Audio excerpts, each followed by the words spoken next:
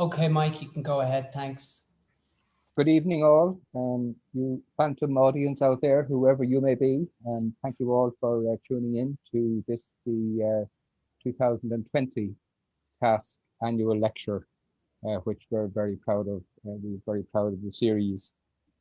Before I introduce you to your moderator for this evening, can I just make a small announcement to you, because we won't want to detain you when the main speakers have finished their contributions.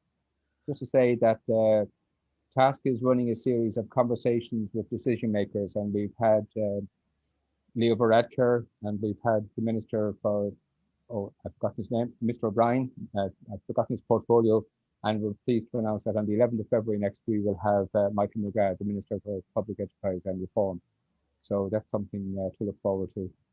And can we just say also that we really appreciate your attendance here, we appreciate your support, and just to remind you that TASC is a completely independent think tank, and we rely on the support of our friends to enable us to do whatever it is that we do, and we try to do it to the best quality as possible, which I think is quite good.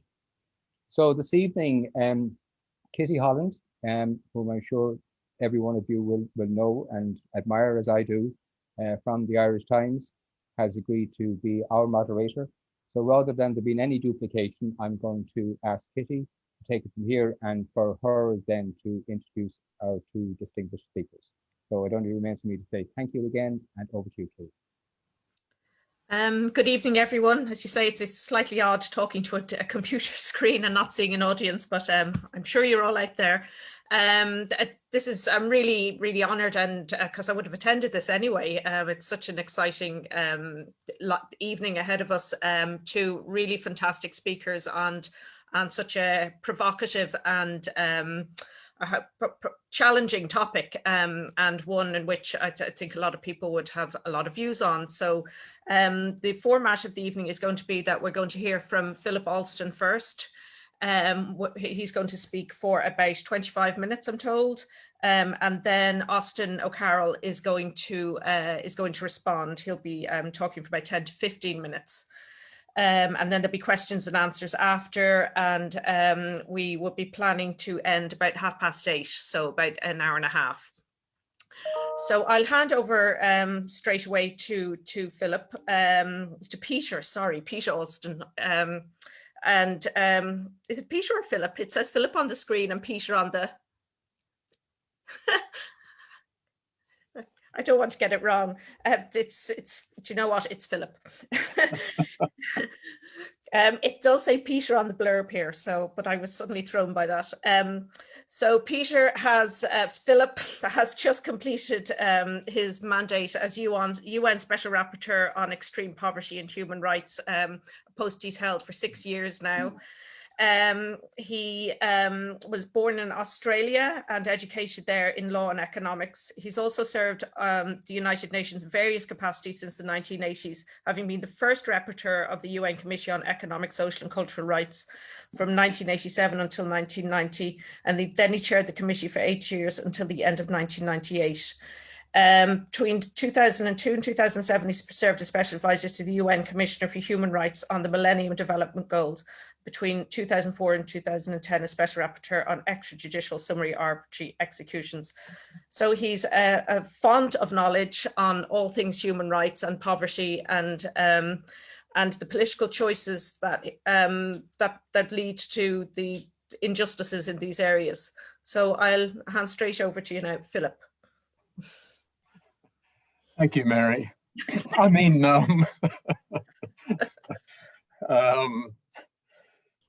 it's lovely to be there. This is the time of the year when I should actually be heading over to Dublin for Christmas anyway.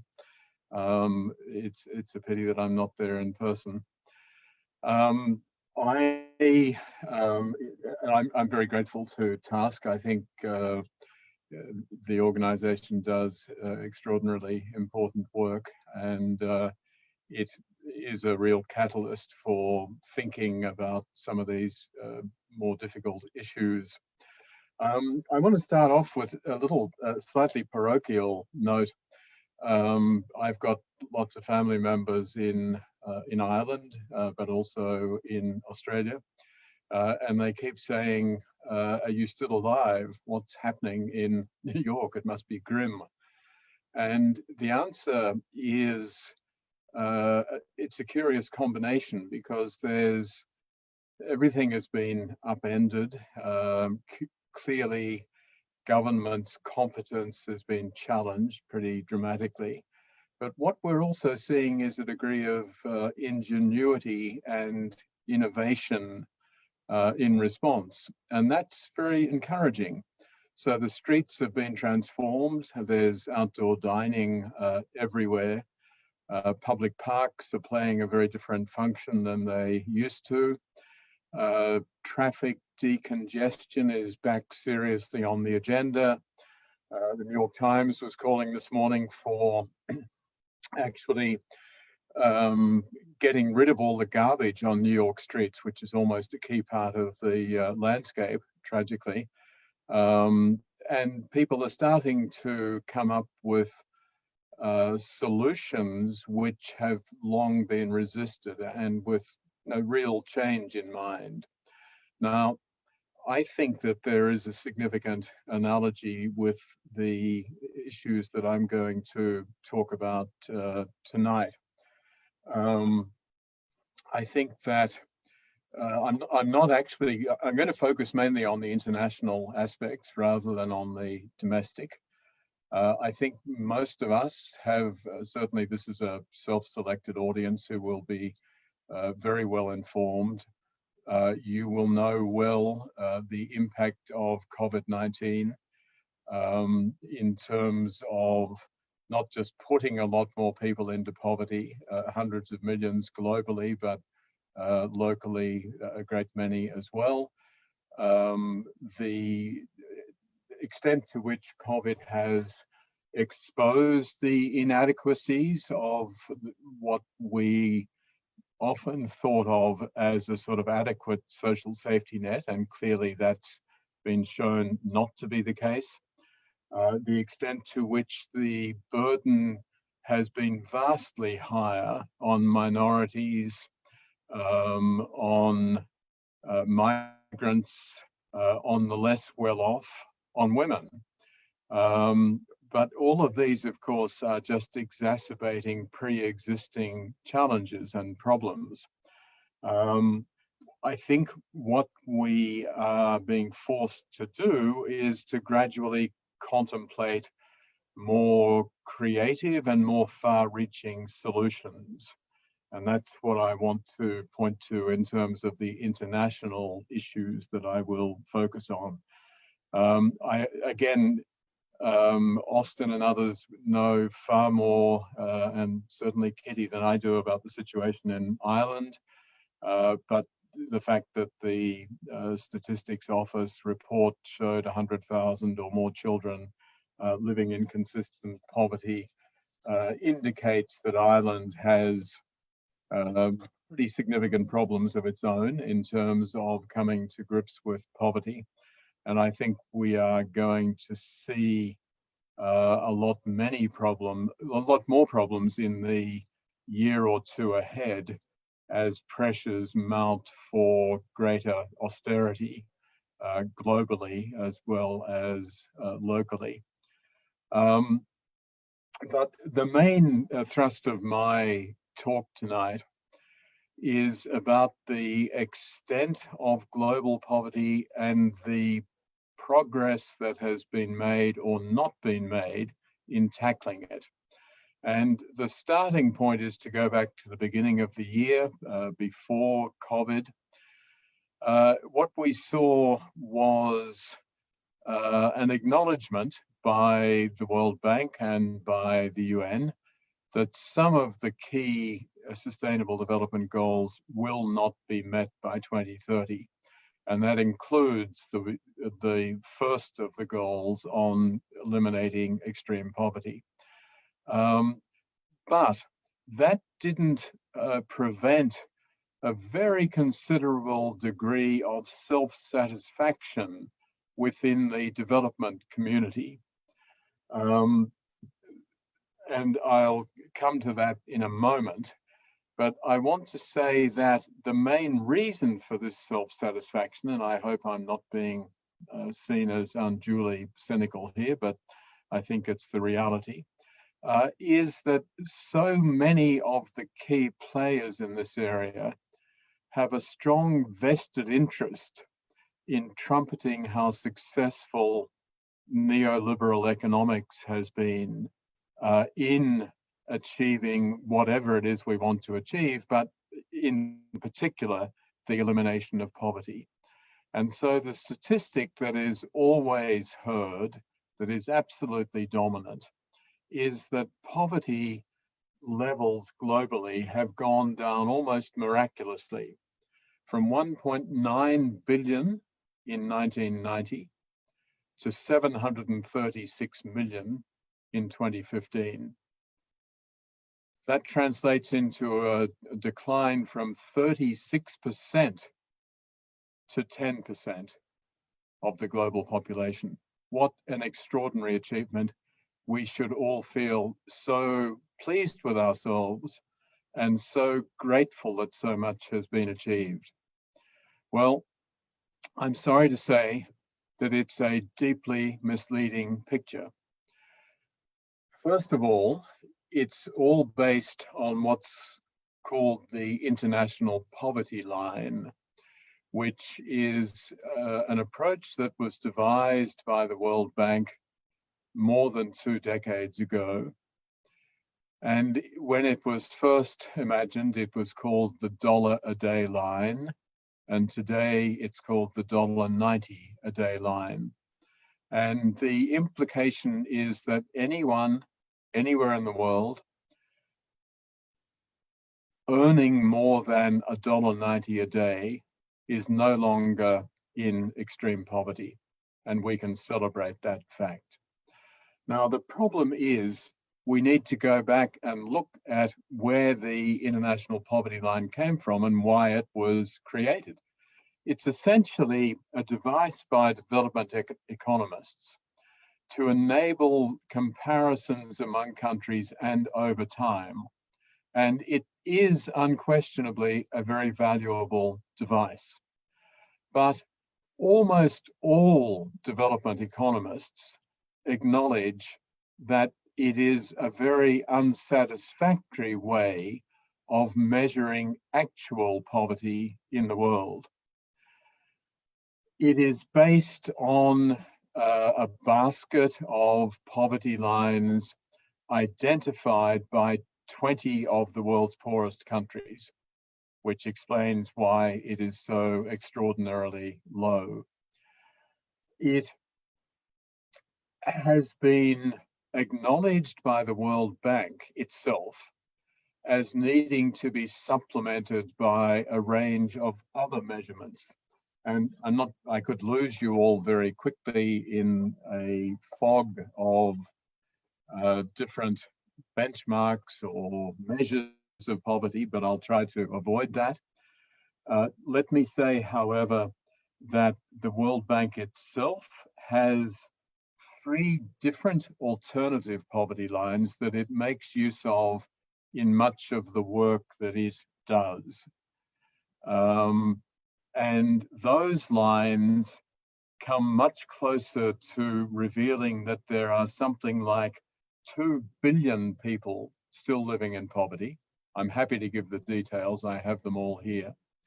And that the declines over the last 25 years have been much less impressive, much less radical than the ones that are consistently quoted. The UN system, for its part, and particularly the UN Development Programme, which produces the Human Development Report, doesn't use this $1.90 a day for any of its serious work. It uses what it calls a multi-dimensional poverty index developed by experts at Oxford University and used and extended by UNDP. That too gives a figure which is close to double the 736 million, over 1.3 billion people living in poverty. There's an obvious question: why do we then rely on the international poverty line? The answer, I'm afraid, is primarily because it makes things look good. It gives a very much more glowing picture than is in fact the case.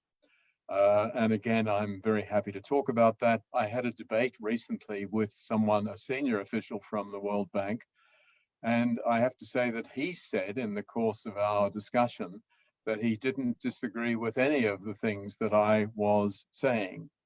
And the bottom line there is that the bank itself, in doing its serious work on poverty, uses these other measures, and of course does so with great sophistication.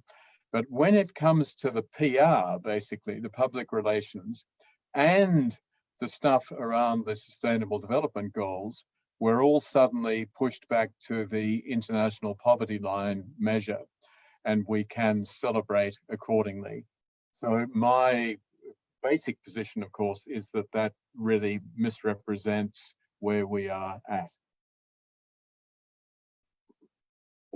Now, let me move on to looking at the Sustainable Development Goals, and also to trying to come up with some more constructive analysis of the challenges that lie ahead. Whenever the UN Secretary General, and you may have seen yesterday, he made a dramatic speech about climate change. He is actually very good when it comes to dramatic speeches. He is not nearly as good when it comes to matching those with the sort of policies that are really needed. And so what the Secretary General does is to say at the end of these dramatic speeches, we must therefore go back to the Sustainable Development Goals and redouble our efforts. And what I want to say to you is that the Sustainable Development Goals have huge value, but only if we are able to stand back from them, look at them critically, and come up with new approaches. If it is business as usual, it's going to be a very sad outcome in 2030 across a wide range of issues. We need to keep in mind, but I'm not going to go into this, that the Sustainable Development Goals were, of course, adopted in 2015, with Ireland playing an absolutely key role. The Irish ambassador, along with his Kenyan counterpart, did superb work and guided these through. And Ireland has been a big supporter of the SDGs since. I think the problem with Ireland's approach is that it remains very reluctant to go beneath the surface, very reluctant to really come to grips with the deep change that is required. But I'll come back to that in a moment. First of all, just very briefly in terms of the SDGs, on top of the analysis in the SDGs, we obviously need to take account of COVID-19. Ireland is doing not so badly. Many other countries are doing radically worse. And the prospects over the next couple of years, if we look at the International Monetary Fund and other estimates, are pretty grim. That's already going to really put a negative thumb on the scales when it comes to looking at the SDGs. We've got rocketing inequality, which is being exacerbated by COVID-19 in virtually all countries. We've got climate change, which curiously was, of course, well known to all of us in 2015 when the SDGs were adopted, but in fact was not factored into the SDGs in a way that we realize today is essential. I'm sure many of you are like me. I've been listening to Mary Robinson for 20 years now. Mary goes on and on and on about climate change. And I listened and listened and listened, but didn't take it as seriously as I should have. And now all of the horrors that Mary's been describing for so long are really starting to hit home for all of us. and it's going to transform something like the Sustainable Development Goals and their prospects.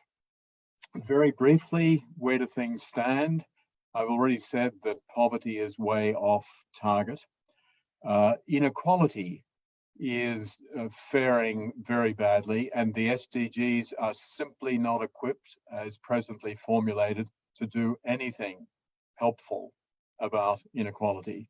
We have to come up with a dramatically different approach. On gender, of course, there's been a lot of progress in different aspects of gender, but the key indicator relating to women's economic empowerment, because so much of women's oppression and marginalization relates back to their economic situation. Economic empowerment, the UNDP statistics tell us, is doing great, and we should meet the target sometime within the next 150 years. So it's okay, Kitty, just relax. You'll have a much better future. You just have to have pretty significant longevity. So in other words, gender inequality is actually doing very badly.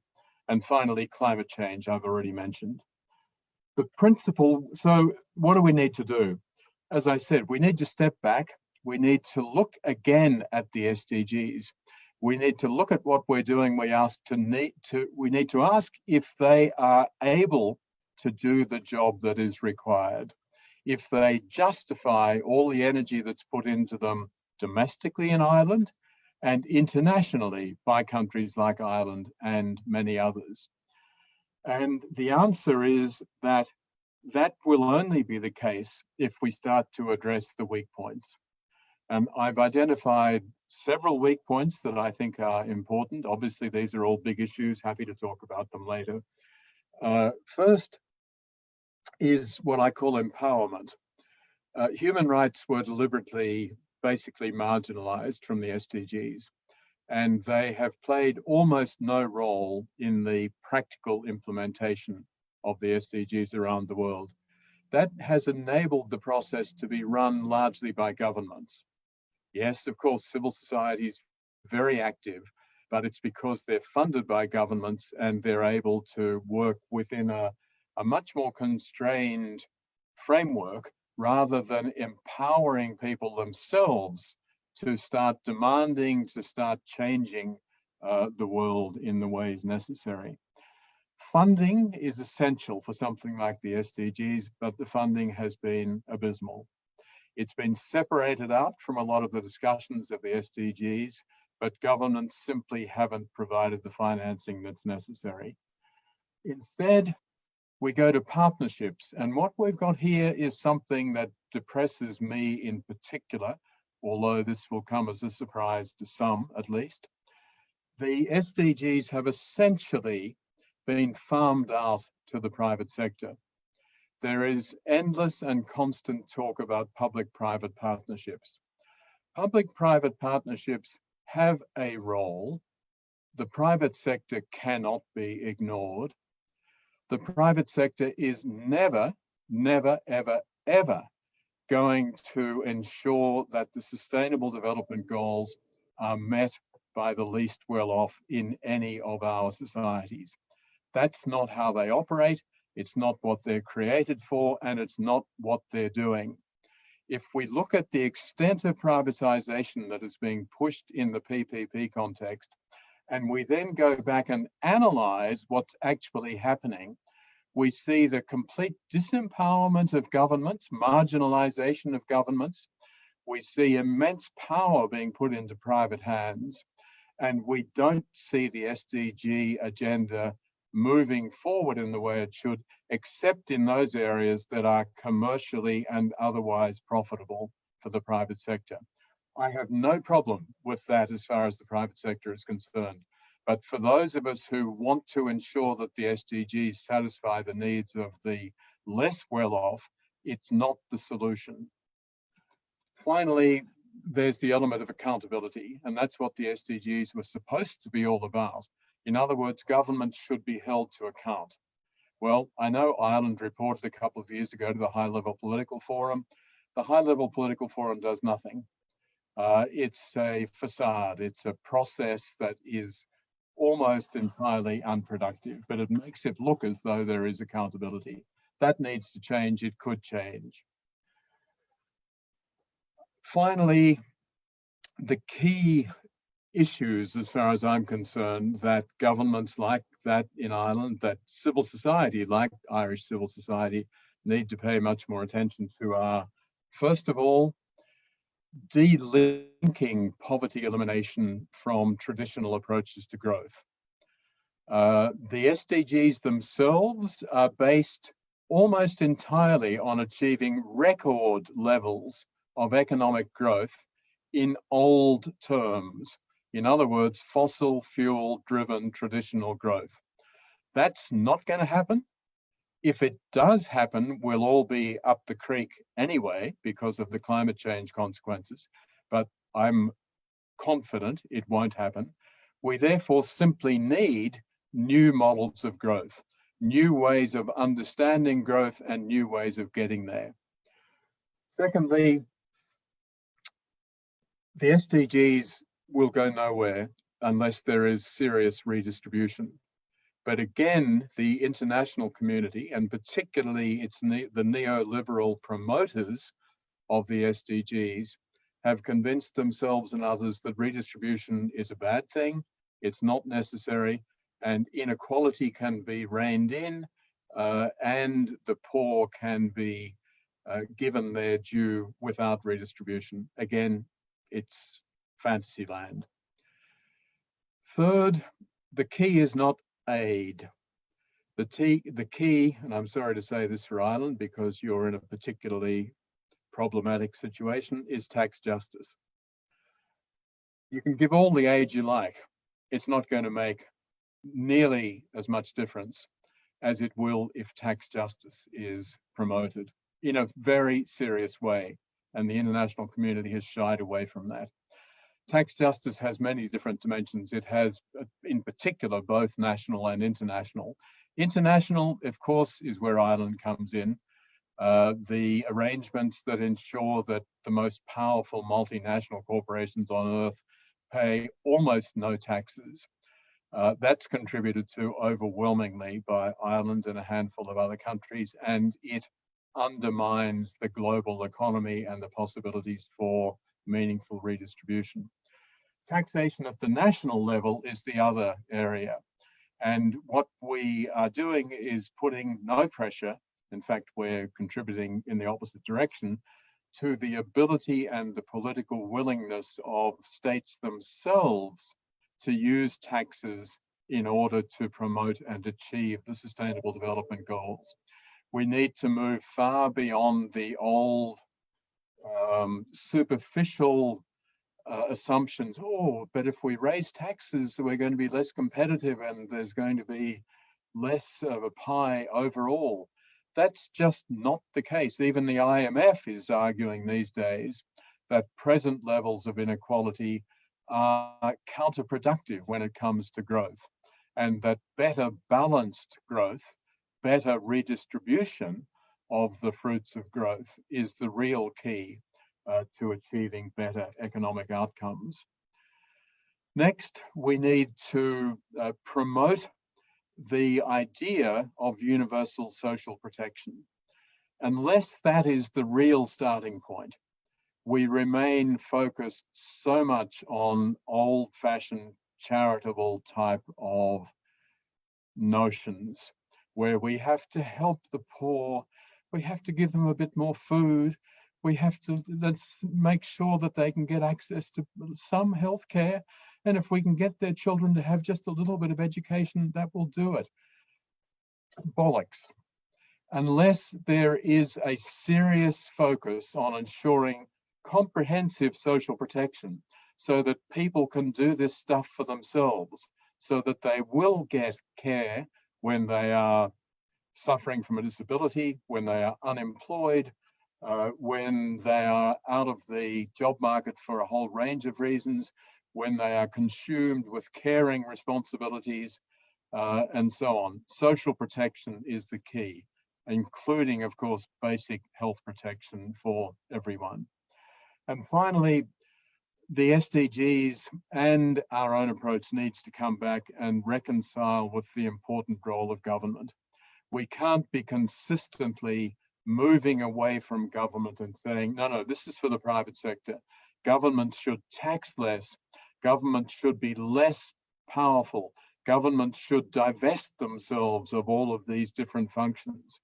To the extent that we do that, we are not going to make progress across the board in the way that the SDGs strive to achieve.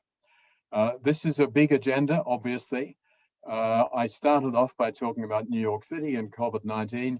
I just want to conclude by saying that I'm hoping that the sort of conjunction of different crises that we're seeing internationally will not just help us, but will actually force us to start thinking more creatively, and particularly to recognize that business as usual ain't gonna do it. We need to start really talking about much more serious and transformative responses to these challenges. Thank you very much.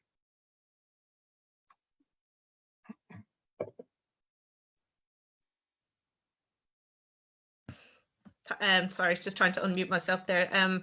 Thanks so much, Philip. That was an awful lot to think about there, and huge challenges.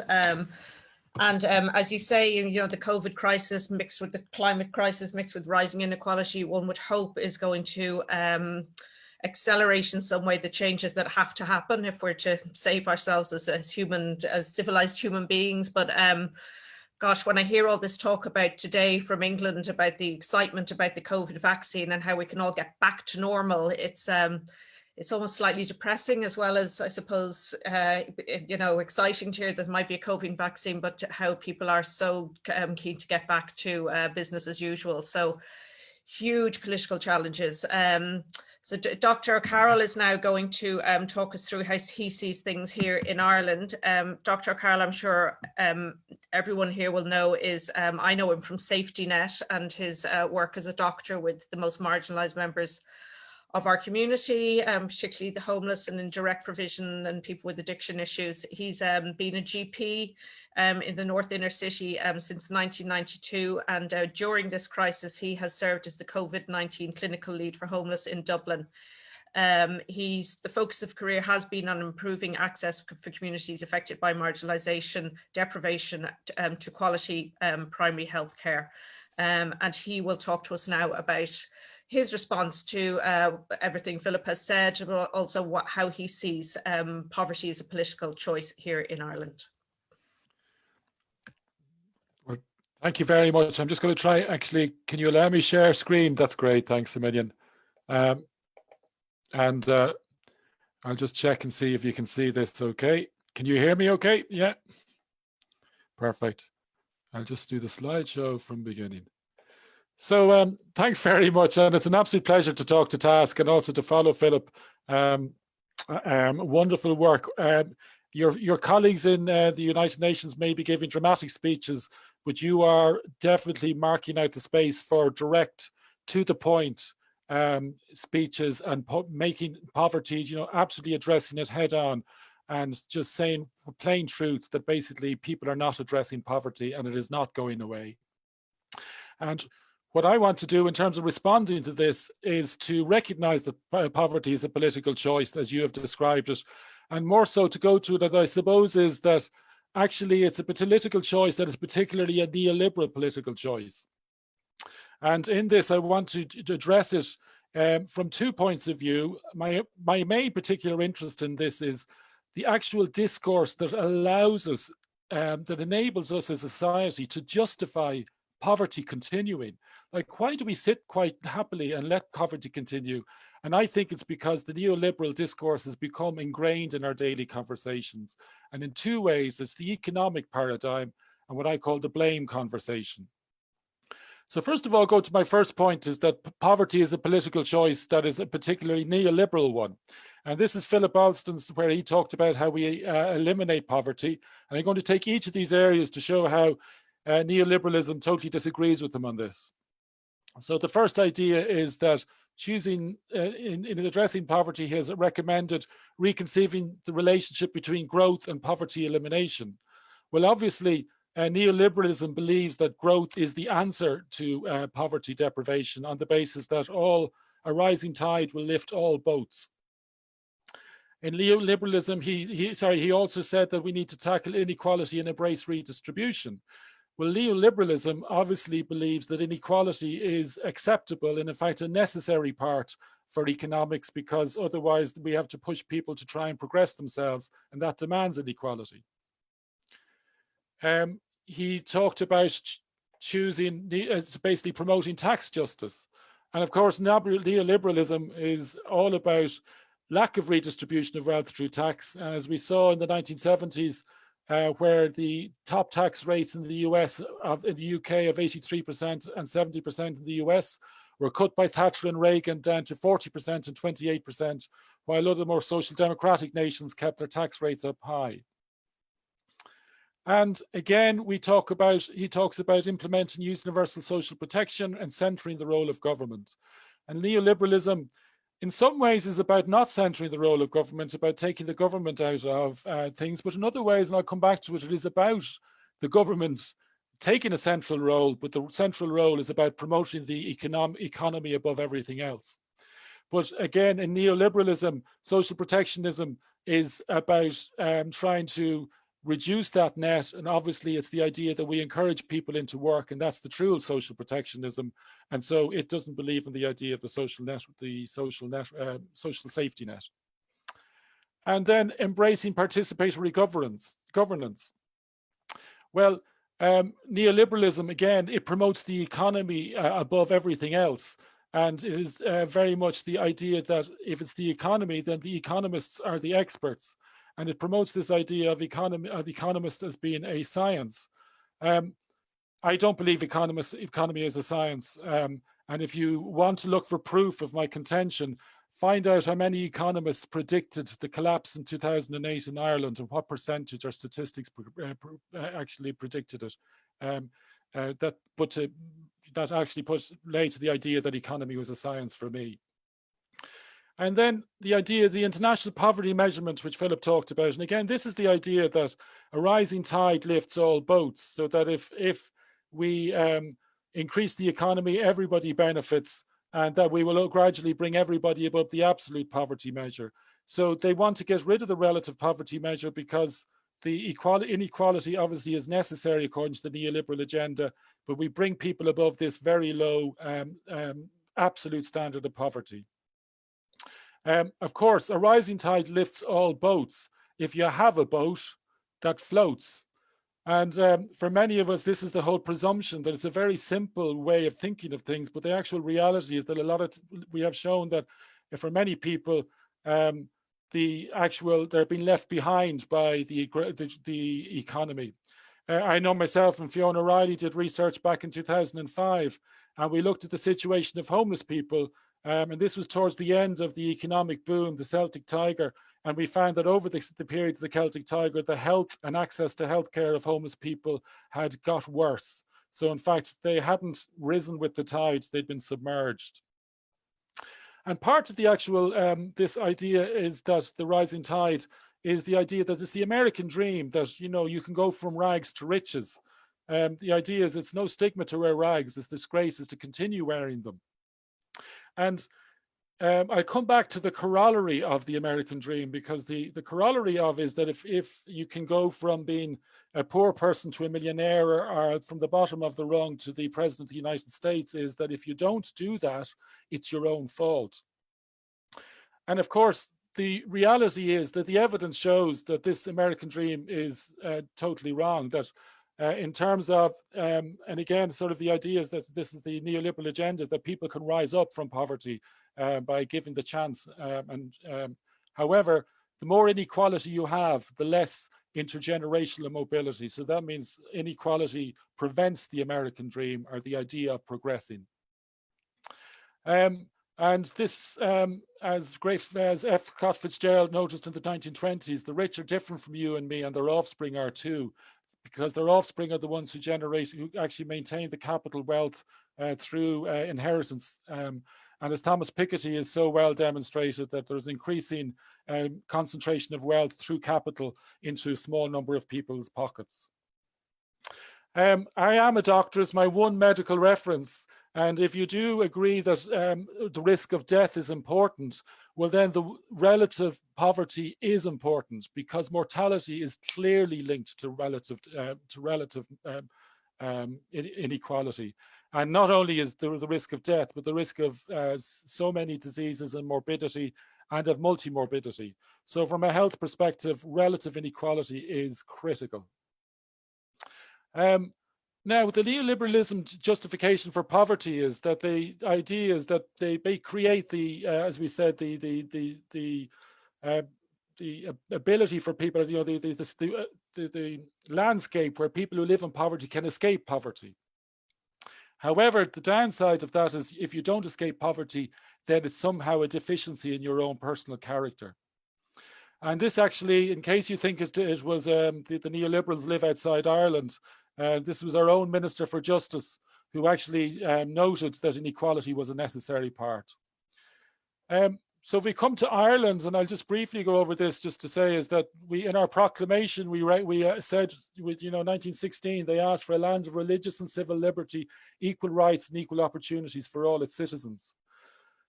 We know we have embraced inequality, we still have inequality. This shows net wealth thresholds depending on the decile you live in, are based in.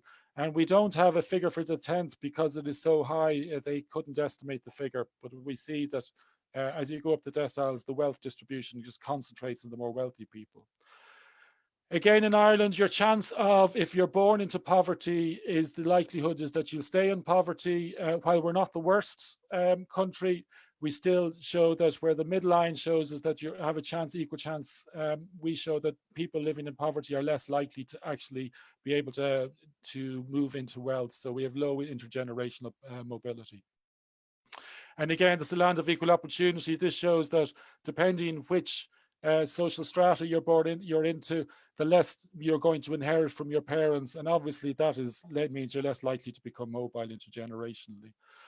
This shows that Ireland, from growth and development, we were rated 9th, while from inclusion, we were rated 16th.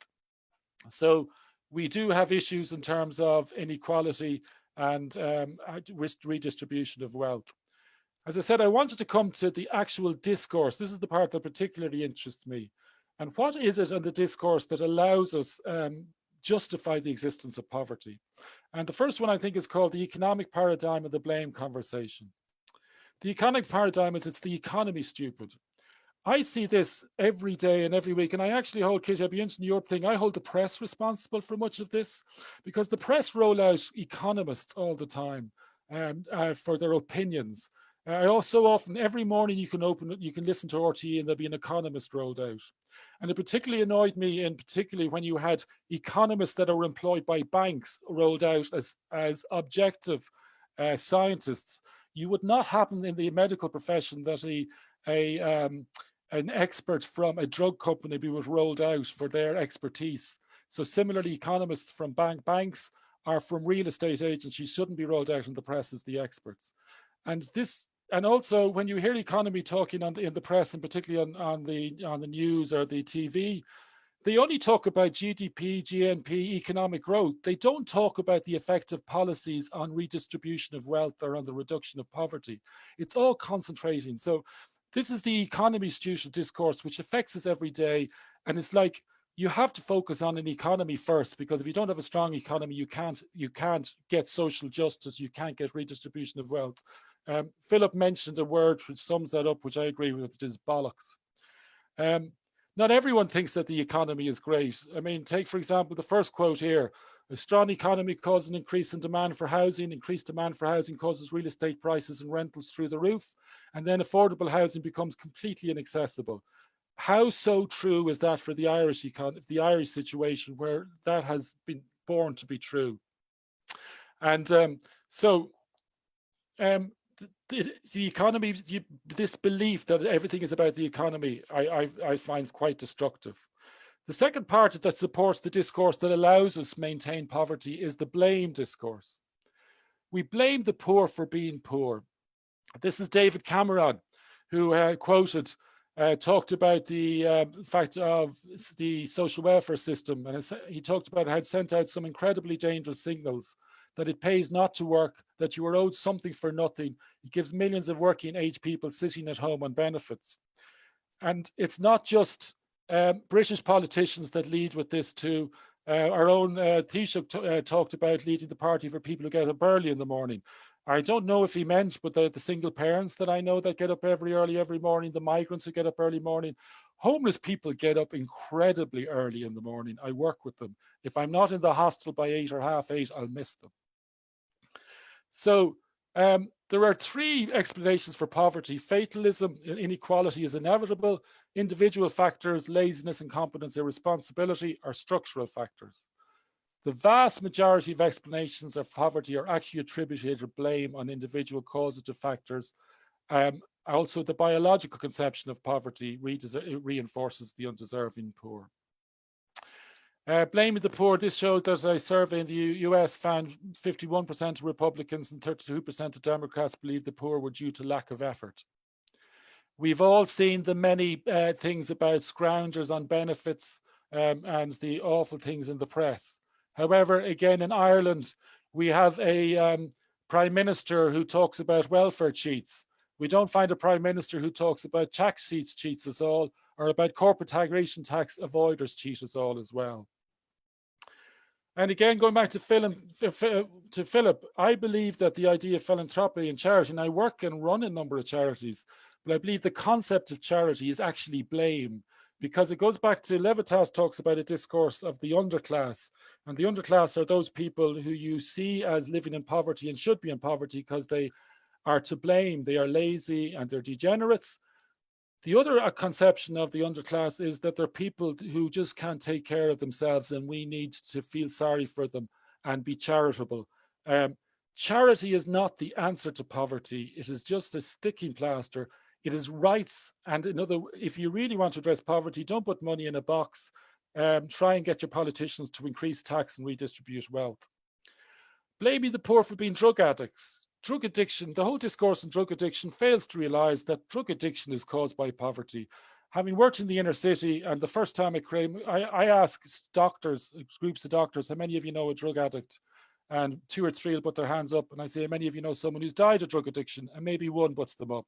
I go into an inner city primary school and ask 8-year-olds how many of them know a drug addict. Everybody will put their hands up, and how many of you know someone who's died? Everybody will put their hands up. And we blame the drug addicts for being drug addicts instead of realizing we created the circumstances that created addiction. Similarly, we blame the poor for being criminals. If you know the literature on adverse childhood events, most of the behaviors such as addiction, homelessness, challenging behaviors, violence, being a perpetrator or a victim of violence is because of adverse childhood events. And of course, if you're born in poverty, your chances of experiencing childhood adversity multiplies phenomenally. We also blame the poor for being homeless. And this is where the poor don't get quite as bad a deal as the addicts, because we do sort of feel sorry for homeless people. There's a traditional sympathy, which I welcome. But I often notice 75% of homeless people are drug users. So that's that philanthropic thing, which is we still have that philanthropic sympathy, but it's still an element of blame. And we blame migrants for being migrants. That why are they coming over taking their thing? Someone once said to me, he says that migrants come over to Ireland for their children. They don't come over because the experience is terrible for them, but they know their children will improve. And I think that's the way I see migrants, many of them coming over. And we see the terrible, terrible headlines on migrants as well. I call this the double fuck. Fuck one, we create a society where children are born into poverty, and fuck two, we blame them for being poor. So to finish up, I suppose, going back, to Philip, is that I think it's about stop making a society to serve the economy stupid, make an economy to serve society. Let's devise what society we want, which includes getting rid of poverty, redistributing wealth, and then let's devise the economy that creates that. And thanks very much, Philip, for really bringing this fight to the UN. It's great to hear your voice out there. Thank you very much.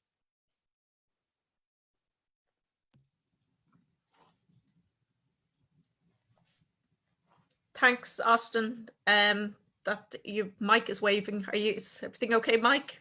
You're waving. Okay. I thought he was waving at me to do something. Thanks a million, Austin. That was, yeah, I agree with everything you say, and the role of the press, I suppose, in being a cheerleader often for most of the time for neoliberal policies is yeah, quite depressing. And the way their economists are rolled out as if these fonts of, you know, eternal wisdom, and as if they were sages, and they get so much wrong. They get so much wrong even within their own briefs, never mind kind of talking about what's best for other people.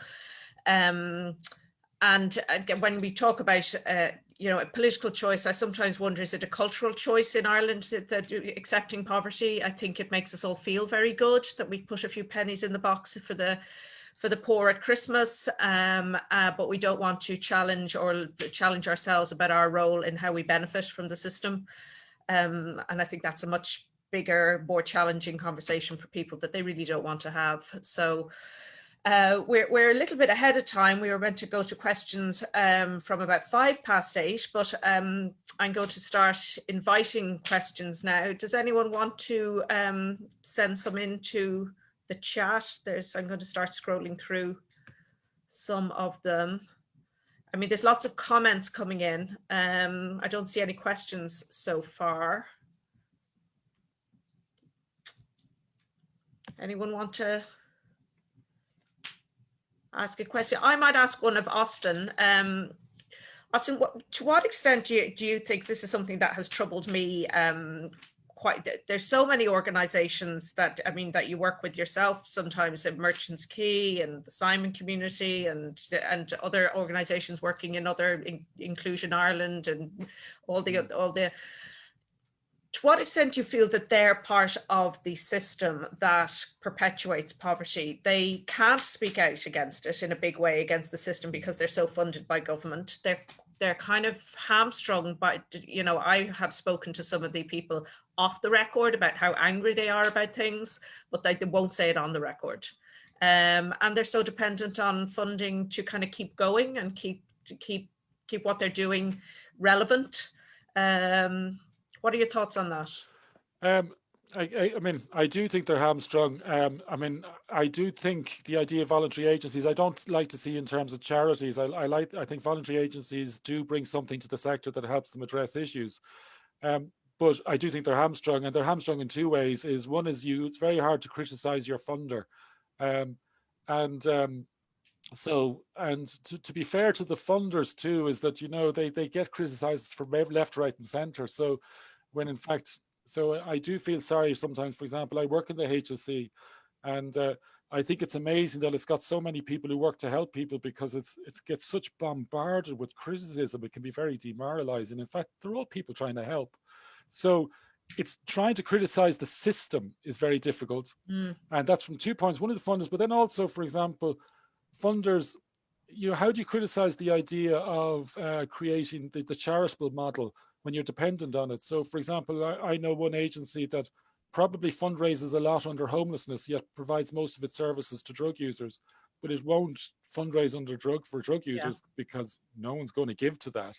And what I would love to see instead is it going out and challenging that public conception. It's a really difficult one to break. Drug users are probably the most stigmatized group. So they're hamstrung from left, right and center. Yeah, I think they are. Okay, questions are developing, coming in now. Amanda McDowell asks, we have a well-developed social welfare system here in Ireland. I know that Philip mentioned that this is one factor that will assist in combating poverty. What are we doing wrong in relation to our welfare system? Do you have a view on that, Philip?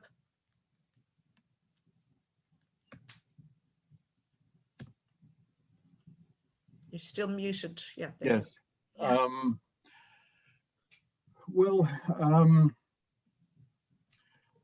I'm in an odd position because I'm not a sophisticated student of the Irish system, but I'm married to an Irish woman, and I have probably been in Ireland 2 or 3 times every year for the last 20 years. And so I have a fairly significant feel for it in some ways. And I'm also sent your terrible propaganda from the Irish Times about 6 times a day by my wife. That's my educational background. Just to go back to the issue you raised with Austin, it does seem to me that Ireland is, because of the coziness of the 2 political party system, there isn't the sort of, I won't say extremes, but there's certainly not a very consistent set of progressive policies that are effectively pushed often. We see that, for example, with the judiciary. So the big climate change case that was brought came from Friends of the Irish Environment, which is not funded by the government. And then the High Court turns around and says that, in fact, they shouldn't be eligible for the sort of funding that other groups can get because of a whole range of reasons. So this business of either you're with us, you're supporting the overall government approach, or you're a critic and we will keep you out, is problematic. And I think that should be re-examined. I think that if I was to look at the Irish social security system, I would say that I think it's much more bare bones than the average Irish person would imagine it to be. The sorts of levels on which people are expected to live, the extent of homelessness, how little is done in terms of social housing, a range of other initiatives where Ireland seems to be pretty deeply committed to the neoliberal get on and do it yourself system. Which brings me back, and this is the last general comment I'll make. I thought Austin's presentation was superb, but there's 2 key words in that kept coming up, and that is a strong economy. And the question, in fact, we don't need to change the term strong economy. We need a strong economy. But what does that mean? And a strong economy doesn't simply mean that the filthy rich are getting filthy richer. A strong economy means that people at all levels are able to contribute effectively, that the economy is growing because people are thriving at all levels, that education is producing a much better educated workforce, that adequate health care is producing a healthy society. That's the definition of a strong economy. But instead, we let ourselves be deluded into thinking a strong economy means GNP growth, which doesn't need to be redistributed. Austin, do you want to come in there at all? Just about, well, obviously in terms of social welfare, the area that I'm working is housing, and if you include housing as part of your social welfare network, we're just doing appallingly. When I talked about the American dream, I've always believed the Irish dream has been, since we were depropertized under the British rule, there's always been this thing of having your own home. And look at an area where just the amount of people who are losing homes, who are ending up in in homelessness, are in the rental sector, and it's so. If you include that in the social welfare sector, that we're doing very bad in that element of it. Yeah. Okay. There's a question in from Paul Sweeney. What impact do you think the weakening of globalization will have on the reduction of global poverty? Philip?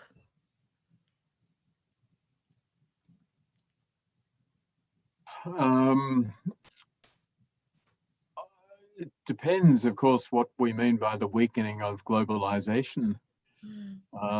That's a very complex proposition, because we can see it from a Trump type perspective, which is growing nationalism, rejection of multilateralism, and so on. Or we could see weakening globalization as a rebalancing of the obsession with free trade and trying to actually have a more globalized response, not just to pandemics and related issues, but taxation and a range of other issues. So I guess weakening globalization doesn't necessarily mean that these multilateral efforts are going to be diminished, although I suppose that is the implication. I think that a lot of the challenge in eliminating poverty is, as Austin pointed out, attitudinal. And I don't think it relies on large transfers of money from wealthy states to poorer states. I think a lot of it can be done internally. It's a matter of changing basic attitudes. I really liked Austin's emphasis on blaming the poor while having ensured that they are poor because we did nothing about their circumstances. And I think that whatever happens in terms of globalization or multilateralism, as I might think of it, poverty could be eliminated quite separately if there is the political will there, if we make it a political issue. Okay, a few people have asked about a universal basic income. Is our conditions right for universal basic income, or is it becoming right? And what are your views on the concept? It's not a sort of it hasn't been settled whether it's a good thing or a bad thing, I think. Maybe Philip first and then Austin. Yes, I mean, universal basic income has a lot there's a lot appealing about universal basic income, and the proponents, Philip van Parijs and lots of others, Guy Standing, make a very powerful case as to how it could foster much greater creativity, real independence, and so on within all of our societies. I remain, unfortunately, skeptical in terms of the economic viability of it. Its main proponents, certainly in the United States, but in some other places as well, are often driven by extreme libertarian conceptions, because what they want to do is to eliminate all of the social welfare and other arrangements and simply say, listen, honey, or listen, mate, you've got 500 euros a month, you're on your own, see you later. And of course, you know, that 500 euros a month for some people would be really liberating and so on. But if it's one of Austin's customers, 500 euros ain't going to go very far in terms of providing the sort of care you need, the sort of assistance for drug addiction, the access to housing, the entry into the job market, and so on. So the bottom line, I think, is that there are some societies where existing social safety nets are actually very weak, where a universal basic income might make a lot of sense, because it does take the bureaucracy out of providing essential funds.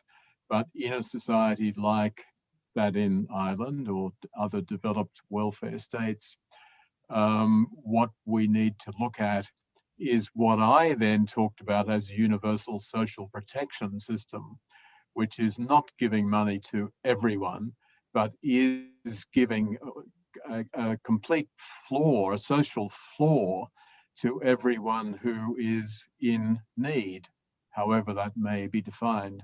Now, that, of course, is very different from the universal basic income conception that its main proponents have, but I think it's at least the essential starting point.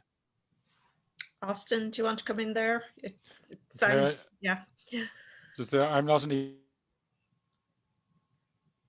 economist, and the universal basic income sounds very appealing. I suppose I'm very simplistic. I go back to the time after the war, when we had the most equality, as if you follow Piketty, wealth was the best redistribution. There was high tax, and we had fantastic institutions such as the NHS, where people did live in a so we actually have had a society where wealth was more distribution. I know obviously it needs adjustments, but what's happening, and going back to this at the moment, like the NHS, which came from that time, is being gutted at the moment in the UK, and we're moving to the private sector, which is also happening in Ireland. And I think that's incredibly detrimental to health, and for several reasons. One is it pulls health care away from those who most need it. The people who most need health care are those in deprivation, and when you increase the private health sector, you are pulling healthcare away from those living in poverty. You're also pulling away the people who are most likely to cause change in the health system. This was made way back, this argument that you're taking out, people who complain about the health system now won't complain because they can go off and get their private health insurance and get their operations. So they're not there to say to their politicians, we want the health system to improve. And lastly, I mean, you see this so often. Like, you go into private hospitals, and I had someone who went into a private hospital for a orthopedic operation, and they rang me to say that they were delighted to tell me that their heart had been fine. And I said, what do you mean your heart's fine? They said, oh, they did an angiogram while I was in there to check it. I was appalled, because you don't do angiograms as a screening tool. It has a fatality rate. But we know in that private sector that they are doing tests and investigations, and we know they're making diagnoses of things that they don't need to make diagnoses, because they make money when they do that, when they do those tests, those interventions. So I suppose, yeah, I maybe I'm nostalgic about things like the way the NHS used to be, and the way but I do think a lot of things were right at that time, and so, and the universal basic income does sound very appealing, but I'm not an economic expert. Just one comment too about globalization. Thomas Piketty makes the point too about that you see these nationalist figures such as in Poland and Viktor Orban, and we call them populist leaders. He doesn't like the term populism. He interestingly points out that the Law and Justice Society Party in Poland and in Hungary, Orban, has combined social liberalism, anti-gay, anti-women's rights, with social redistribution of wealth. So he's developed a whole new, political sort of grouping, bringing what we would see as illogical, but in fact has been very politically popular in those areas. And that then obviously, I suppose when I say is because they are moving back away from globalization towards more nationalistic fronts. It just was an interesting comment by Piketty. Okay, there's two questions here which I suppose are kind of linked. One says, how do we translate political bollocks into political policy revolution or evolution? And another question, which is, can we eliminate poverty within capitalism, which are social linked? Austin, would like you see as you've got your talking mic on. Okay, first of all, if you heard my speech, we can't do it in a neoliberal society. I mean, neoliberalism has caused so much destruction. I mean, I believe in a social democracy. I mean, I always remember Mary Harney used to always say, which do you want, Boston or Berlin? And I think she was sort of using tropes there, because she was sort of, we all know we all loved the Americans, so of course we were going to say Boston. I was shouting Berlin because Berlin had a much better health system, a much better social welfare system, and Boston had, terrible health statistics, terrible, statistics in terms of equality distribution. So yeah, so social democracy, I believe, is the way forward, but neoliberalism has just caused so much destruction. Philip, do you want to talk to the issue of can we eliminate poverty within the capitalist system? I think it's important to go back to the origins of the UK welfare state. There was the Beveridge report that came out in 1942, I think it was, which was far from a socialist blueprint. It was essentially an effort to make the world safe for capitalism. But what it said was that we need to temper the excesses of capitalism. We need to acknowledge that many people lose out in a capitalist system, and we need to be able to help them, to assist them. And so the welfare state was always designed essentially to mitigate the excesses of capitalism. What we've done now is to keep the excesses of capitalism while trying desperately to eliminate the welfare state. So I don't think the problem is with capitalism as such, but the form of capitalism and the extent to which we are rejecting the other side of the same coin. I mean, I might just ask, do you think that we are moving back towards a situation because things are getting so bad? You know, we've seen the kind of the backlash against Trump that we, you know, when he was elected, and how when things get so bad, people do start to mobilize and get involved in politics. And we had the biggest turnout ever in a US election. Do you think it's possible that with things, inequality getting so extreme and the climate crisis and everything, that people are beginning to demand a change back towards a better way of doing things? Is it possible that things have to get so bad to get better? I mean, I worry that we have a good chance of getting the worst of all worlds. In other words, we become increasingly divided as societies, where the rich really are running everything, including the political system, which of course is what happens in the United States. They don't, however, see any particular threat from the growing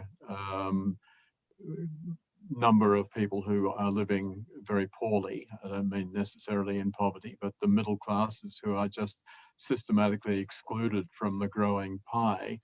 And instead, they turn to more repressive systems. So the French example is a classic, really, the proposal that you can no longer photograph the police. I mean, there could be no more dramatic move towards a police state than something like that. And it's being done because there are upheavals, there are challenges, etc. So I think there is a risk of an increasingly repressive response from the wealthy elites, rather than saying, oops, these policies are not working, they're going to threaten us. And I think the same even with climate change. I've spoken about what I call climate apartheid, where I think that the rich are going to be fine with climate change. We just move. We'll move our houses elsewhere, we'll move into different industries, and so on. The poor have none of those options. They're going to be much worse off. They're going to lose jobs, they're going to lose places of living, and so on. But whether that then leads the wealthy to say, we have to redistribute at long last, is really up to us, because we have to start generating societal pressures to say, look, there's got to be decency, there's got to be a real commitment to what I would call social rights or social protection. Austin, do you want to come in there? I mean, it seems to me you could either get really depressed or get really motivated to be extremely ambitious to change the world. It's you've got two choices, and I would hope people would go for the latter. What do you think, Austin? Well, it's interesting because I see comments about the tax there, and if I can go back to this, because you know, when I say about tax, I'm talking about redistributive taxation, progressive taxation that redistributes wealth. And I think going back to that, what are the things that support us in maintaining poverty? What are the things that allow us say it's okay to have people in poverty? And it's partly because we don't realize that taxation is what alleviates the issues and redistributes wealth. We see tax as something done by the nasty state to us, taking our money. And we don't conceptualize that actually taxation is us giving to the state, which is us, to use for the purposes of a better society. And I think it's partly in our cultural background to have this negative aspect of the state. Maybe it comes to the fact that so often the state was a foreign body. I think culture can go quite deep and quite long back. And I think, again, going to our attitudes, we need to change our attitudes towards things like taxation, towards redistribution, towards why poverty exists and the reasons behind it. And we need to, as I said, going back to that thing. So I think if it is about examining our attitudes and the way we see things. And I think if we change the way we see those things, then it will change our political motivations and our political choices. So I do think we can bring about change. So I would love to see people addressing attitudes, as I said, towards the poor, towards people with addiction, towards people, but not just to increase charity or to make us feel sorry for them, to stop getting children born into poverty so they become addicts, so they become homeless, so they become poor. Yeah, I mean, Philip, what do you say about taxes, and how do we convince people that taxes are a good thing, that they're for us, for everyone, and not just for the government to take and spend on, vanity projects? Or I think that's the kind of thing people fear in Ireland, that their money's going into a black hole and they'll never see any good from it. I think, let me come to that in a minute. Just one other point, because it reinforces some of the things that have been said. I had a great conversation with a Treasury Minister in London, in the UK, a couple of years ago now. And I said, so, Minister, are you worried about the food banks? There's been a huge growth from about a dozen food banks or fewer back in 2010 to well over 2,000 now, and they're doing record business. And he said, no, actually, I think it's a very good sign. Because it shows real community solidarity. It shows that we're coming together, that this is something that people take responsibility for. And it was such an extraordinary sort of conversation. There's no end to that sort of logic, because if we're all sick and hungry and homeless, we are going to help one another. And I guess this particular minister would say, this is just wonderful. It gets better by the minute. All these people helping one another, when in fact it's a total abdication of what government should be all about, which is to ensure that there is a basic minimum level that is ensured. How do we sell taxation? I mean, again, Austin's presentation I thought was great. He pointed to the extent to which we have lost the ideological battle, and people have been convinced that low tax rates are actually the best for society as a whole. I'm afraid that's where the bollocks word comes in again. Low tax rates are great for people like me. I get a high salary in the US, and the lower my tax rates, the more money I've got to spend. It means, however, that governments have ever less money to spend, not on Austin's clients, who the average person is going to write off and say, well, ne'er-do-wells, I'm not worried about them, but on the main group within the society. So what happened in the UK as taxes came down dramatically is the Conservative government, the coalition government, sold off vast amounts of the public inheritance, public legacy. Hundreds and hundreds of libraries closed, and libraries perform the function that I think they still do in Ireland to some extent. It's the one place where you might be able to go, not just to get a book, but to use a computer, to get some advice. It's a real community centre. They sold off a lot of the youth centres. They shrunk them. They sold off a lot of parks and public properties. They can never be returned.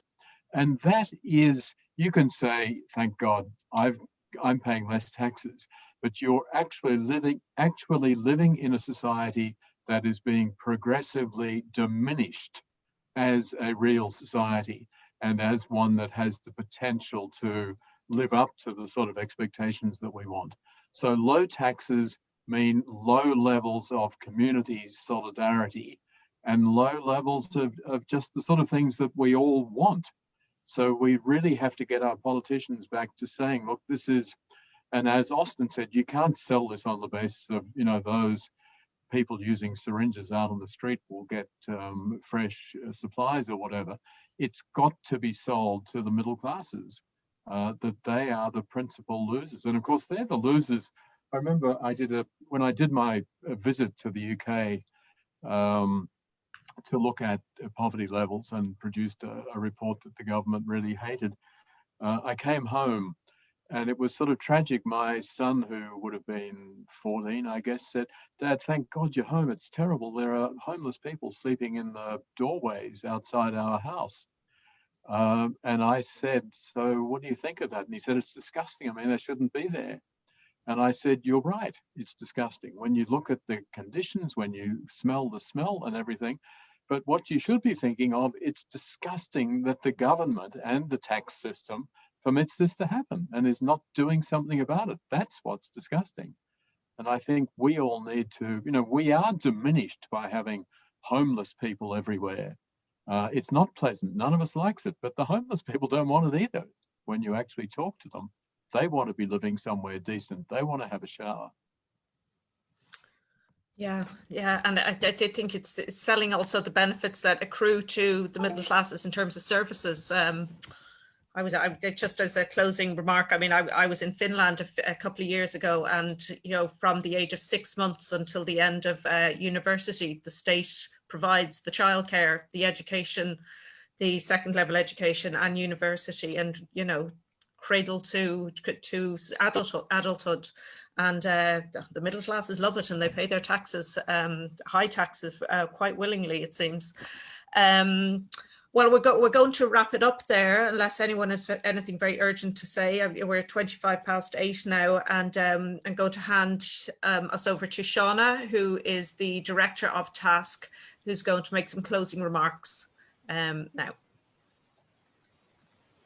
Hi, Kitty. I think there might be a bit of confusion. I think I'm supposed to come in. Oh, are you? So, okay, sorry. Yeah, but I'm always happy to be interrupted by Shane. I'm sure she's a much more knowledgeable person than I, but anyway, we'll stick with the program as I understand it.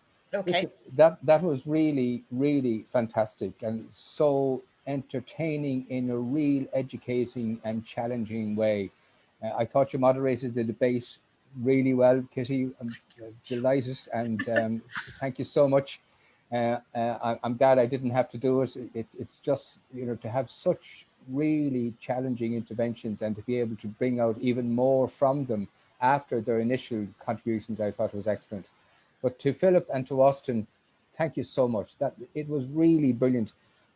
I was really struck, colleagues, by something, the question that Kitty posed. Does this sort of debate make us really depressed, or does it make us really motivated? And I think a really good debate such as this evening, which is what TASC really strives to be responsible for, is it does a bit of both. It's good to be a bit depressed, and it's even better to be motivated. But if I may make a shameless connection and a shameless plug, what TASC really contributes to the debate is we want people at least to be really well informed. So you have informed us so well this evening, all three of you. You've challenged us, and it almost feels like a guilty secret to say that you've entertained us, but you've entertained us in a very productive, almost a very moral way, if that's not an old-fashioned term. I feel sure, even though I can't see anybody in the audience, which is really disconcerting, I feel that I have so much to think about, to analyze, and to take further. So it's more than just a 1 or 2 hour event. You've really contributed fantastically to the debate. And thank you for doing that. And can I just finish up with another shameless plug to tell you that I've just said how wonderful TASC is, which I always do because I do believe, and just to ask you to help us to celebrate. We'll be 20 years doing this next year, and we hope to be doing it for at least a further 20. But we can only do it with your support in every way, by the contribution of your ideas, by participating in our debates, and also from time to time giving us a dig out in the unmentionable area. Listen, thanks to all three of you. Thanks on behalf of TASC, and for the unseen audience, I'm sure I'm saying thank you from the audience. It's a wonderful evening. Bye-bye. Thank you. Thanks. Bye-bye. Thanks to everyone. Much appreciated. Bye-bye. Thanks. Likewise, thank you. Bye.